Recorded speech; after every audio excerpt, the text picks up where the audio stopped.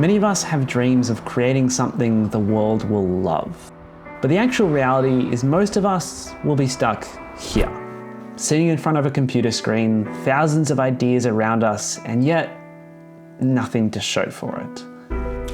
I've heard it said that 95% of people will just never follow their dreams. If you're watching this video, you're probably like me and you don't just want to be another number in that statistic. But the real question is, why are we all so scared of starting? Slight spoiler, but I think it might be the fear of failing.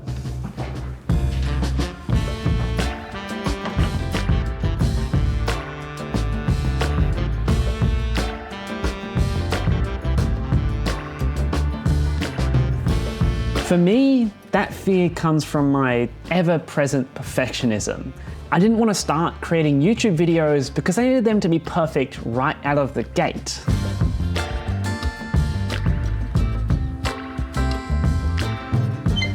The whole irony of that situation is I was never going to get closer to making the perfect video if I never posted anything.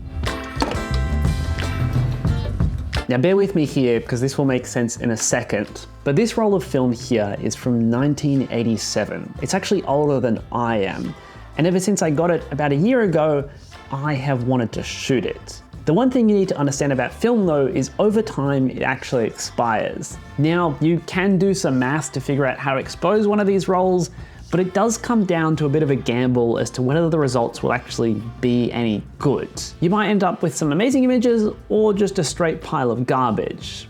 Get it? Because it's like garbage? For me, this roll represents that fear of failing. I didn't want to shoot it because it just straight up might not work. But you know what? Sometimes you gotta get through that fear and just do the damn thing. So today, we're gonna shoot this roll of film. I am, however, not gonna drive there because that takes too long. So we're gonna take the express route.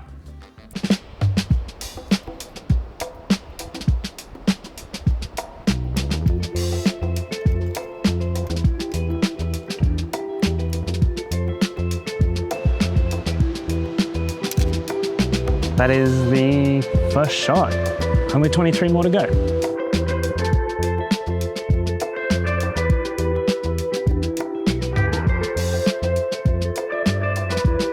So I'm about halfway through shooting now, getting some good pics. I really hope this film works, because if it doesn't, I'm gonna have to come back here again to be realistic with you. Anyway, let's keep going.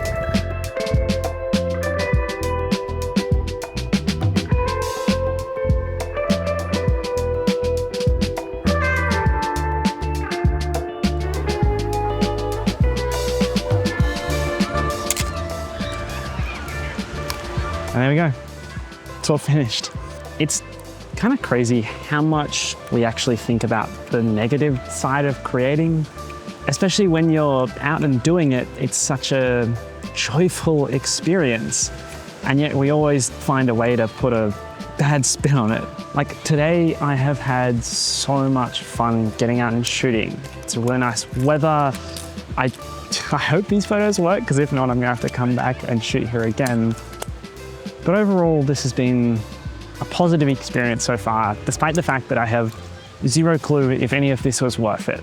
I could get home and I could develop this and there could be absolutely nothing on there. But maybe that's not so bad, because I still came out here, I still got videos, and I still had fun. And I guess that's the point of it all, isn't it? But now we gotta go get this developed, which will take about a week because I'm gonna drop it in tomorrow and I'll pick it up next weekend.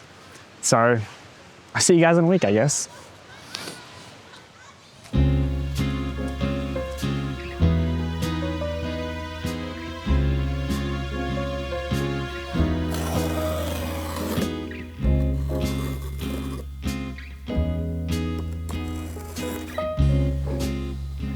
Gloves acquired. Let's open this up. So that's the roll that did actually work. I don't remember when I shot that, but it's from another day. And then this is the roll. Oh man, I think it's all blank.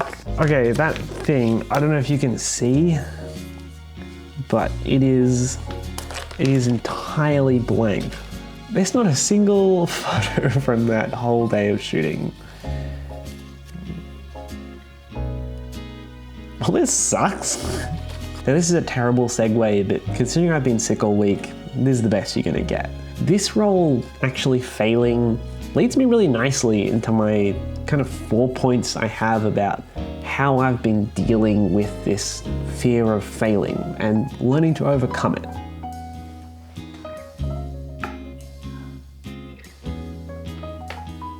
Number 1, get back up and do it again. Most of us are probably gonna fail at something, let's be honest, more than once in our lives. I failed at something this week. But each time you get back up and do it again, you hopefully will learn from your mistakes and eventually be good enough that you won't ever fail again.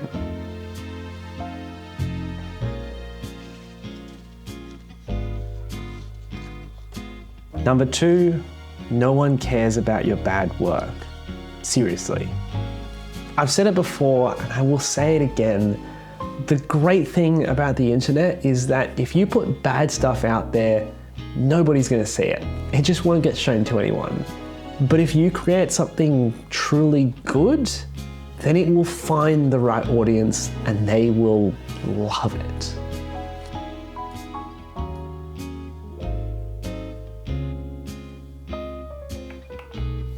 Number 3, create consistently.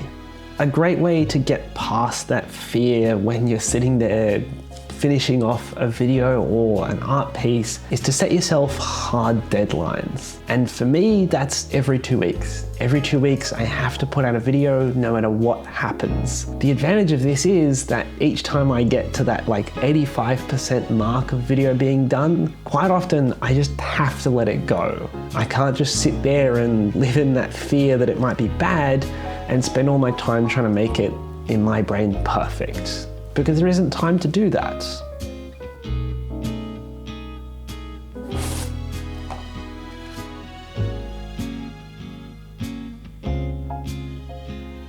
Number 4, get feedback from your friends.